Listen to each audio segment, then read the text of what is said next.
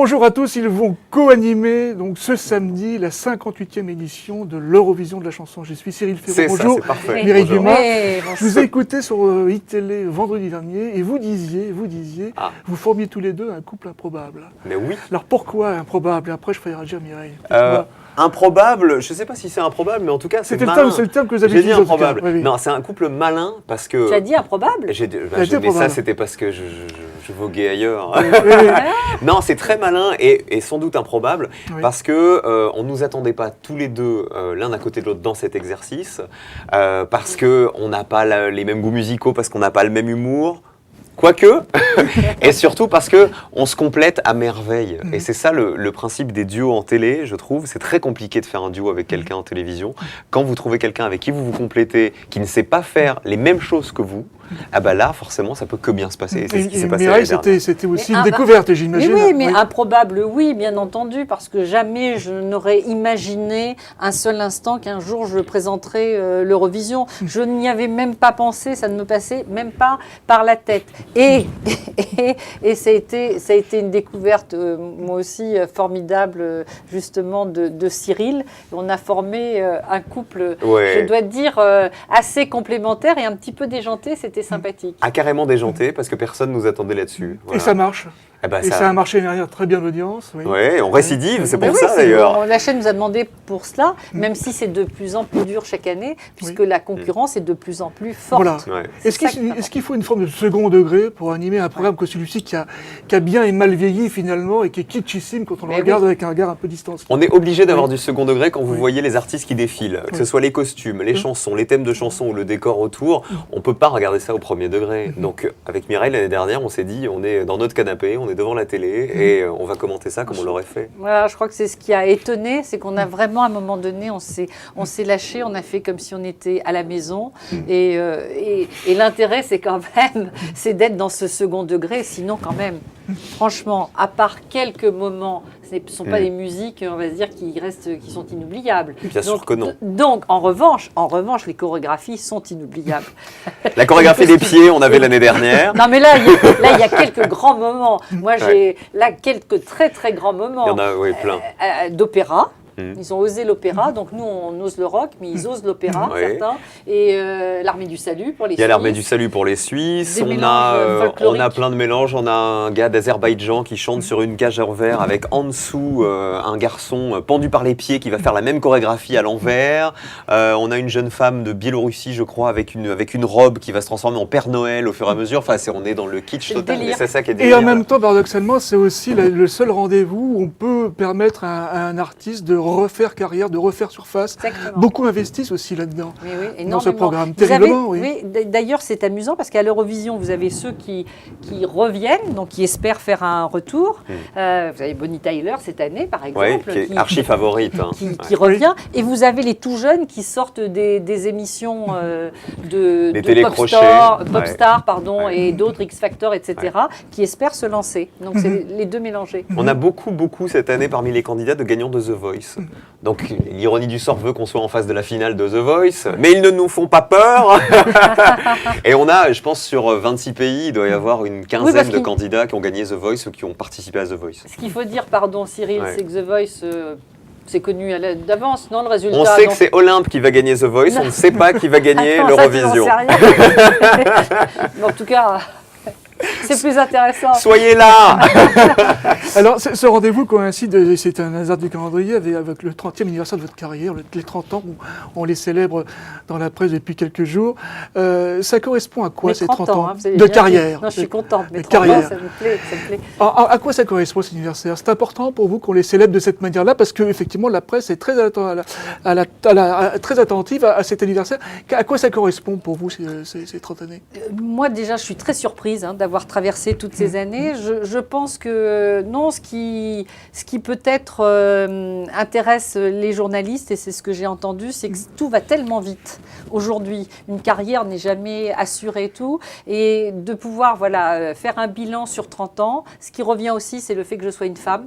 Est-ce que ça a été plus difficile qu'un homme? Donc ça, c'est quelque chose d'important. Et peut-être aussi, moi, la seule chose dont je sois fière dans tout ça, même si je n'aime pas vraiment ce mot, c'est la cohérence simplement de mon parcours. C'est d'avoir pu donner la parole à autant de personnes différentes et d'avoir surtout ouvert les portes de la différence dans toute sa diversité. Je pense que ça, c'était... Mais quand vous regardez Cyril Ferraud aujourd'hui, vous pensez que c'est plus difficile pour lui, dans sa génération, de faire le métier que vous avez fait, que vous faites depuis tellement longtemps, ou ça a été plus simple pour vous par le passé, parce qu'on donnait le temps ou le temps, ce qui n'est pas le cas aujourd'hui, où on zappe beaucoup plus à la fois les gens, les émissions, les gens et les émetteurs. C'est plus difficile pour lui que pour vous, vous pensez ? Je pense que je n'en sais rien. Je n'en sais rien parce que de toute façon, Cyril. On n'est pas dans le même domaine. Il est doué, voilà, etc. Oui. C'est pas.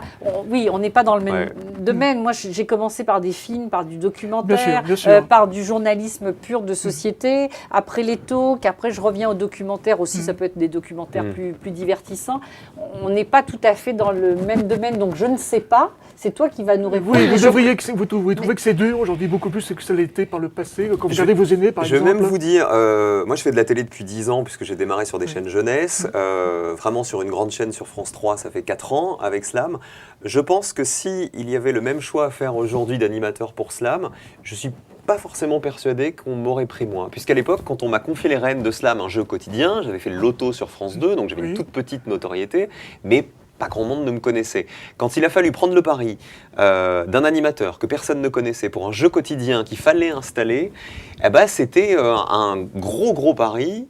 Ma productrice, moi, Simone Harari, avait envie. Emmanuel Garcia, le patron des jeux à France 3, avait envie aussi. Mais il y avait beaucoup de gens à l'époque à France Télévisions qui se posaient la question et qui se disaient, maître Cyril Ferraud, 25 ans à l'époque, l'après-midi sur France 3, est-ce que ça ne va pas faire fuir le public cible de la chaîne, les seniors? Et aujourd'hui, on est dans une telle, je parle de la télé au sens large, pas que de France 3, on est dans une telle concurrence partout et on a tellement plus droit à l'erreur parce qu'on n'a plus le temps d'installer des programmes, que est-ce que ça se referait aujourd'hui installer un animateur que personne ne connaît? Ça, je ne sais pas. En même temps, je dois dire, moi, la première fois que j'ai signé un contrat à l'antenne, donc c'était en 92-93, donc 20 ans d'antenne, c'était sur France 2. Mon premier contrat était de 3 mois. Et oui, c'est ça. C'est-à-dire que même à l'époque, attention, hein, c'était premier contrat de 3 mois, on voit si ça marche, on reconduit pour 1 an. Parce que je crois qu'on oublie qu'en fin de compte, à chaque période...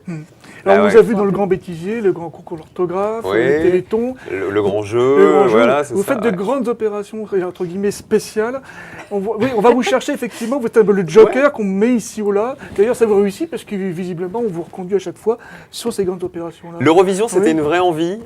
Mireille n'y avait jamais pensé pour elle. Moi, j'avais vraiment très envie. C'est le premier rendez-vous que j'ai eu avec Thierry Langlois, le patron de France 3. Quand il est arrivé, je lui ai dit « j'adorerais faire l'Eurovision ». Voilà, donc il m'a fait ce beau cadeau. On est aujourd'hui sur France 3 dans une politique où on met plus vraiment de divertissement en plateau, en prime time. Donc si demain on relance des divertissements en prime, selon ce que c'est, je serai candidat et ça me ferait plaisir d'en faire, mais je cours plus après, en fait. Alors ça fait un peu vieux con, pardon de parler comme ça, mais quand je suis arrivé sur la chaîne, j'avais très envie de faire des primes, j'étais très demandeur, etc. On m'a confié des concepts auxquels je croyais. Je me suis pris des portes aussi. Avec le grand jeu, on a fait 5-6% de part de marché en prime time. Ça a été très dur. Donc j'ai appris de ces échecs-là. C'est-à-dire qu'aujourd'hui, si on me propose quelque chose en prime qui me plaît, oui, mais c'est plus un accomplissement, en fait. Et vous regardez ce que faisait Mireille Bien sûr. Et je vais même vous dire, je me rappelle très bien, on en a parlé la première fois qu'on s'est rencontrés, qu'on a déjeuné, de Simone, qui était le fameux sujet qui avait fait sur TF1, je ne sais plus combien. 8 millions, 63% de part de marché en 92, ça fait rêver, non? Et c'est vrai qu'il m'en a... Tu avais quel âge? Tu étais tout petit. C'était en quelle année? 92. Je suis né en 85, voilà. Et ça m'avait marqué. Il m'a parlé de ce personnage absolument incroyable, c'est vrai, et je suis très étonnée d'ailleurs. Qui fêtait Noël, je me rappelle très bien, qui fêtait Noël toute seule devant son sapin de Noël, qui était une transsexuelle, c'est ça, prostituée. Tout à fait. Et voilà, c'était l'âge où je commençais à comprendre un peu les choses, quoi. Et ça m'a marqué. Et à propos d'audience, effectivement, on a ressorti les audiences donc, de vie publique, vie privée, 3,5 millions d'audience en moyenne, avec des pics absolument monumentaux. On n'a pas encore compris, on en a parlé un peu en antenne tous les deux, comment se fait-il que cette émission a disparu du petit écran, quoi. Mais ça, il faut le demander je sais, au président de la chaîne. plus qu'à la chaîne, parce qu'on a changé de directeur d'antenne entre-temps. C'était Rémi Fimelin qui est le PDG de France Télévisions. Et vous n'avez jamais élucidé quand même ce mystère, quand même. Effectivement, une émission qui marchait, qui était installée, qui disparaît. Elle a été élucidée. Pour des raisons, effectivement, qui nous échappent, et qui nous échappent à moitié, en tout cas. Il n'y avait pas vraiment de mystère, d'ailleurs. Voilà, il y avait une case qui était convoitée. Et moi, je dois vous dire, sur le moment, ça ne m'a pas posé plus de problèmes que cela, dans ce sens que moi, je revenais au Prime, ça m'intéressait de faire des grands documentaires, et j'estime que les cases n'appartiennent à personne. Pour autant, avoir perdu, c'est vrai, l'intitulé vie privée, vie publique, je pense que c'est dommage quand on a pendant 13 ans un label comme celui-ci, et en plus qui est vraiment de notre époque, avec toutes les histoires qu'on connaît en ce moment. C'était un espace dans lequel on aurait pu, en tout cas, je sais pas, interviewer. Alors, vous avez fait un très joli documentaire, en tout cas, face à face entre Serge Lama et Naco Macias. Quelque part, on reprend à peu près le même concept. Vous avez accouché, entre guillemets, l'intimité de ces deux monstres, un petit peu de la chanson.